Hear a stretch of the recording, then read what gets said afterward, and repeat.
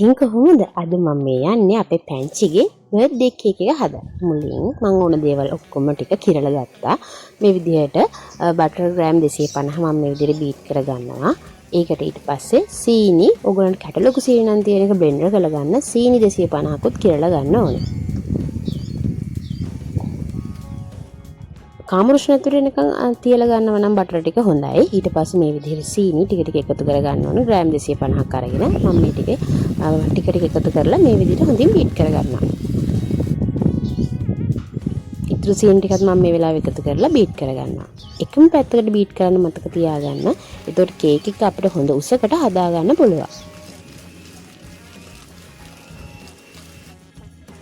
මම මේ විදිහට මිශ්‍රණේ අපේ භාජනයේ හැමතැනම ගෑවිලා තියෙන නිසා හැන්දක් ආධාරයෙන් මෙහෙම එකතු කරලා එකතරකට හදාගෙන ආයික සැරයක් පොඩ්ඩක් බීට් කරගන්නවා.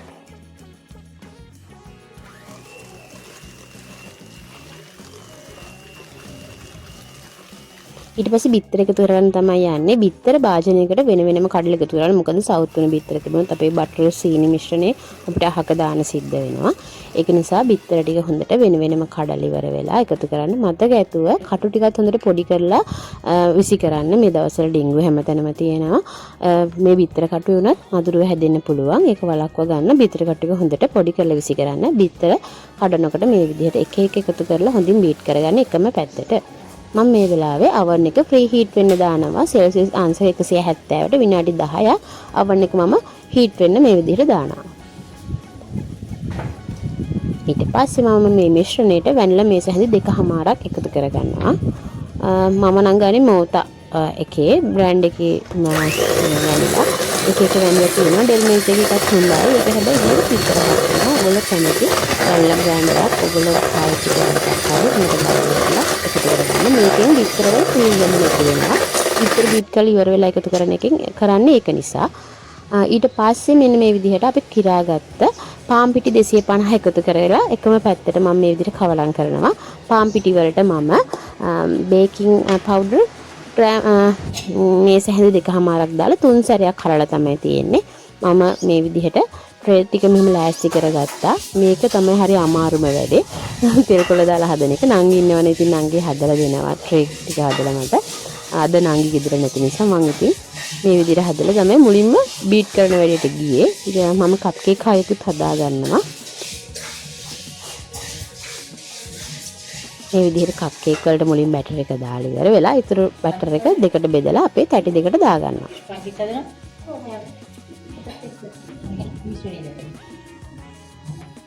ඒ මොකටද? කේක් එක වටින් තියනවා. නෑ නිකන්.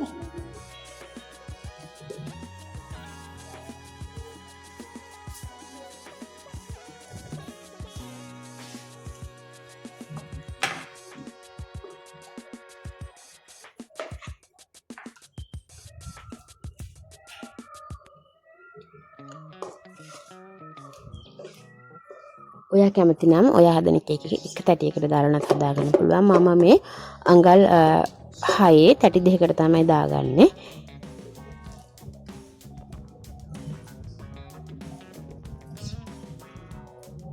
දැන් ඔන්න හරි. මේක දැන් 3 සැරයක් ටැප් කරලා ඉවරලා මම oven එකට දාගන්නවා. මිශ්‍රණය ඔක්කොම එකතු කරලා ඉවර වෙලා සමානව අපි දැන් ඉතින් කස්ටමර් කෙනෙක්ගේ කේක් එකක් නම් හදන්නේ වෙනම හරියට අපේ ස්කේල් එකේ තියලා බර මැනලා තමයි මෙහෙම වෙනම දාගන්නේ. ඉතින් ගෙදර හදන නිසා මම මේ හිතේ නිම්මට මිශ්‍රණ දෙක බෙදලා අපේ තැටි දෙකට දාලා ඔන්න දැන් ලෑස්ති. දැන් ඉතින් මම බේක් කරන්න යන්නේ.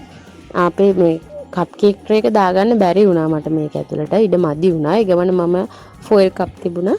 ඒකට දාලා ඉවරලා මේ විදිහට කප් කේක් ඔක්කොම එකට බේක් කරන්න ගත්තා. දෙසරයකට බේක් කරනකොට කරන්ට් එක දෙසරයක් වැය වෙන නිසා මෙන්න මේ ෆොයිල් කප් එක තමයි මම අරගෙන ඒකට දාලා කප් කේක් ටිකත් එක සැරේට බේක් කරගත්තේ.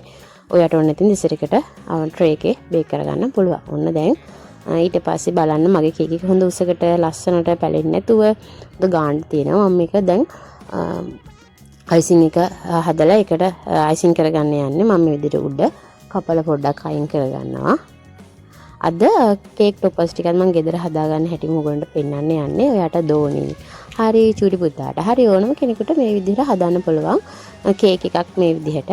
ඉතින් මම මේ විදිහට ඔන්න මේ විදිහට උඩින් අපේ උඩ තියෙන කේක් ප්‍රමාණය අයින් කරනවා.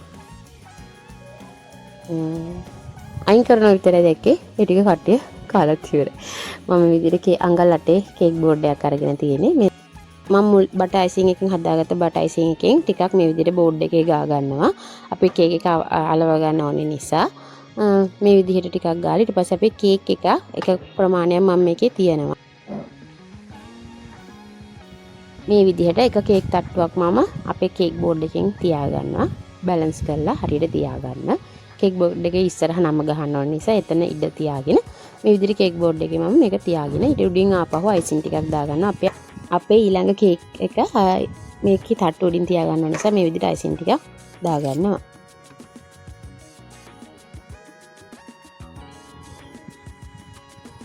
අපේ ගෙදර කට්ටිය වැඩි අයිසිං ගන්න කැමති නැහැ. ඉතින් මම යන්තම් තමයි මේ කෝට් එක ගාගන්නේ.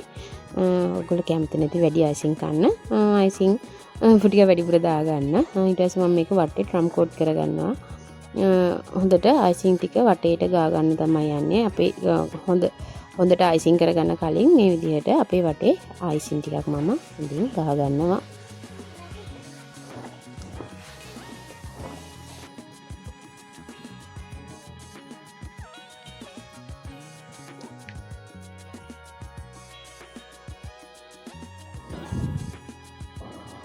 දැන් ඔන්න හරි මම මේක පොඩ්ඩක් ෆ්‍රිජ් එකේ යට කොටසින් තියලා ගන්නවා අපේ ටොපස් ටික හදාගන්නකම්.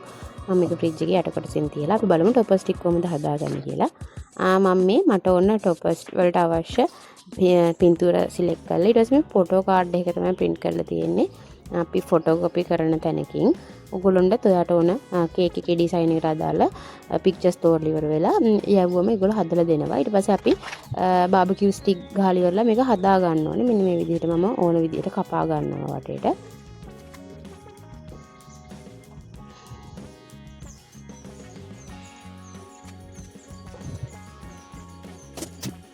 මේ බලන්න ඒක හරි මේ තියෙන බාබකියු ස්ටික් මේක සාමාන්‍යයෙන් වෙන්නේ එකක් රුපියල් 10ක් වගේ ප්‍රමාණයක් බාබකියු ස්ටික් එකක් වෙන්නේ. ඊට පස්සේ මෙන්න මේ විදිහට එක තියලා මම ගම් වලින් අලව ගන්නවා. මේ විදිහට ඔක්කොම ටොපස් ටික හදා ගන්න තමයි. ඒකට විතරයි බාබකියු ස්ටික් මට ඕන වෙන්නේ. අනිත් ඒවා මම සාමාන්‍යයෙන් අර කේක් එකට ඇලවිලා වගේ තමයි තියන්නේ. ඒක නිසා මේ විදිහට බාබකියු ස්ටික් වලින් හදා ගන්න පුළුවන් එක. අනිත් ටිකත් මම දැන් කපලා අයින් කරගන්න හදන්නේ කේක් එකට ඕන විදිහට.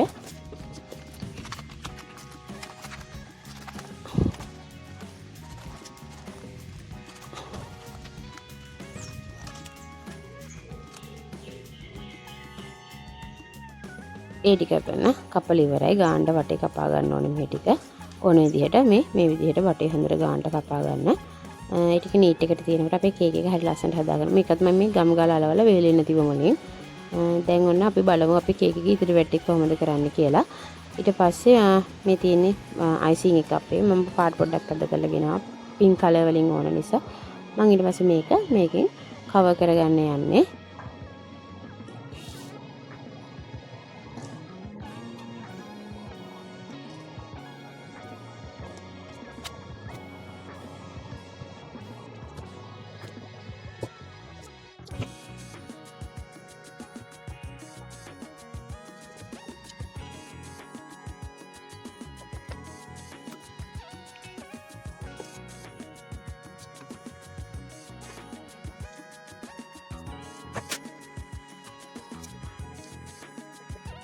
බේකින් දැම්මා බලන් ඉන්න කම්මැලි නිසා හොඳට මේ විදිහට කවර් කරලා ඊට පස්සේ අපි ටොපස් ටික දාන්න තමයි තියෙන්නේ. ඇත්තටම වෙලාව මදි වෙච්ච නිසා මම ටටක් ගාලා හැදුවා. මට ඊට පස්සේ ඉතුරු ටික වීඩියෝ කරගන්න බැරි වුණා. අර විදිහට මම ඊට පස්සේ නොසල් එකක් දාලා මේ විදිහට මල් ටිකක් දාගෙන ඉවර වෙලා මේ විදිහට අපි ටොපස් ටික තියාගත්ත එක තමයි කරේ. කැන්ඩල් එකකුත් ගත්තා. දැන් ඔන්න ඉතින් අපි කේක් එක හරියට අශී බබාගේ අපි මේක ඉතින් රැයට හැමෝම ඉන්න වෙලාවට කපන්න තමයි සූදානම් වෙලා තියෙන්නේ. ඉතින් ඔයත් මේ විදිහට ඔයාගේ ගෙදර කෙනෙක්ගේ උපන්දිනයක් තියෙනකොට කේක් එකක් හදලා බලන්න.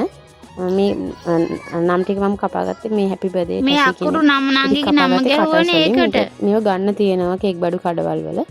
ඉතින් එහෙනම් ආයි ලස්සන වීඩියෝ එකකින් හම්බෙමු. එහෙනම් ගිහින් එන්නම්. වීඩියෝ එක නම්බුවාවට ගොඩක් ස්තුතියි. ඔයාලට සුබ දවසක්.